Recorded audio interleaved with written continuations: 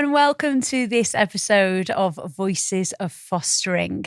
And today I'm delighted to be joined by a returning guest because I feel like we're creating a little community here on the podcast, and we like to check in with our foster carers and our guests and see how they're getting on. So earlier on this year in the summer, we chatted with Sawari, and we are delighted to welcome her back. So hi, Sawari.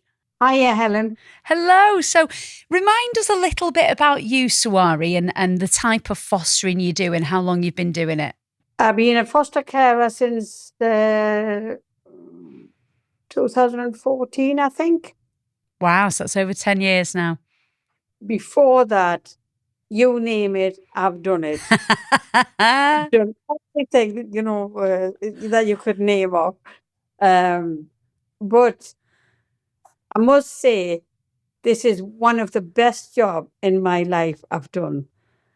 And I really, really appreciate being a foster carer because I love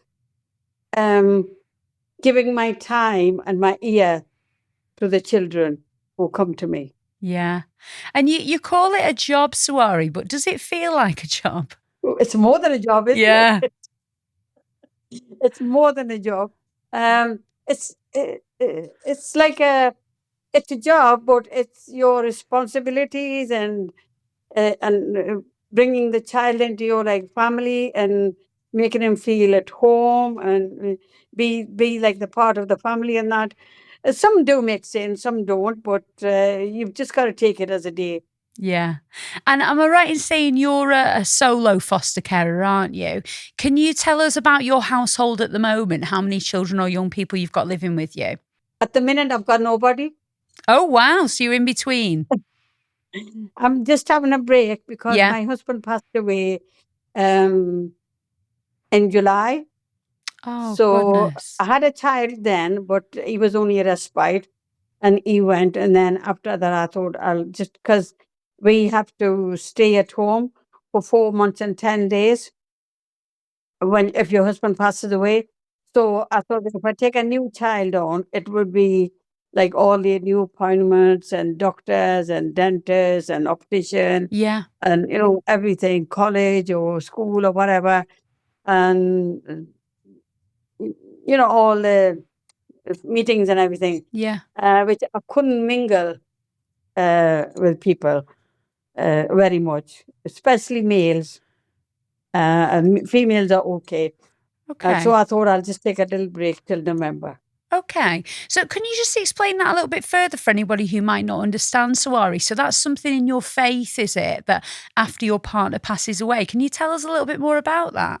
Yeah, it's called a iddat for Muslim people. Okay. And you're supposed to, it's like if I was younger and if I was pregnant and that, it's the only way to find out who was the father of the child.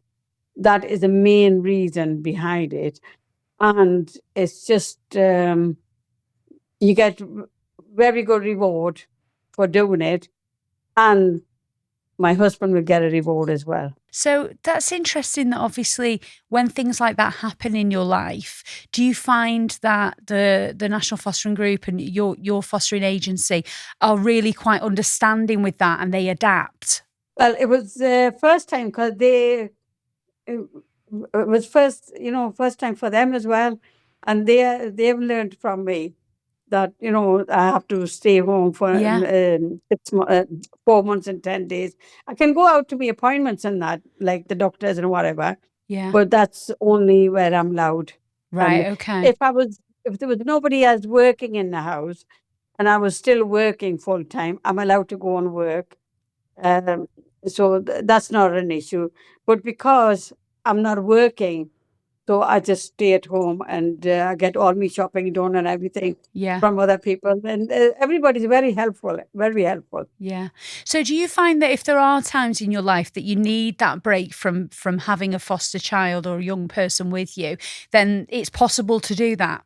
To be honest, I missed not having a child, Yeah. because he went, he was here about 5, 6 weeks. And when he went, and I go past the room, my room is next room to the child. And every time I look at the room and I say, oh, I don't know, my heart just goes like that. And I really miss not having a child. It's the first time ever I've had a break. Right. Okay. So, yeah, when are you hoping to have somebody come back and live with you? Yeah, yeah. And when do you hope that that might happen? Well, I finish on the 16th of November. Right. Okay. Yeah. So that's really something to look forward to, isn't it? I am. I'm really looking forward to having a child. I bet you are. What do you feel is the best thing about having lots of children and young people in your house, Sawari? Because I do Unaccompanied Asylum and I love to listen to their stories. Not everybody talks about, how the journey was and everything, but it's really, sometimes it's very emotional listening to them, how the journey was and everything. And sometimes it's sad for them how they make the journeys. Because I've had a child who came on a boat, and I've had a child who came in a truck. And every time he was with me in a car and the truck was in front of me, he used to, shiver Yeah. because it, takes him back to Yeah, brought how back he came. memories. Yeah.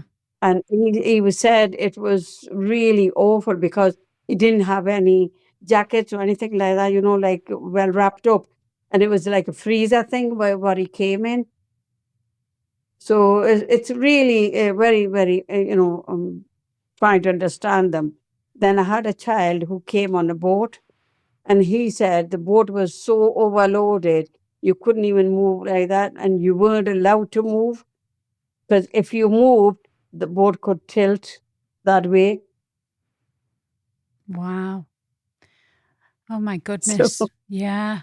So I know it's very, very emotional sometimes when you're listening to them. yeah, definitely. And do you feel like you find it quite easy to be able to support them, Sawari? I do try. I do Yeah. try. Yeah. Yeah. But do you feel like you've got a lot of support around you from your agency if you need it? Yeah, yeah. And my family, my son, my daughters, and all the social workers, and yeah, everybody's always around if I Oh. need them. So you're having a break at the moment, obviously, because you've explained with what's happened over the summer with sadly losing your husband. But hopefully by the end of this year, you'll be back to having children and young people with you. How long do you see yourself doing it for, Sawari? When I stop doing it, Yeah, well, how long do you think you'll go for? Do you think you'll be fostering forever? I'm going to try. My kids keep saying, Mom, you should retire. I say, well, it keeps me going. It's something to look forward to in the morning. Yeah, definitely.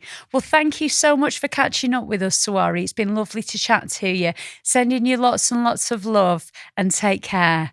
Thank you very much. Thank you. Thank you so much for joining us for another episode of Voices of Fostering. If you'd like to find out more, head online and search National Fostering Group and make this the year you foster.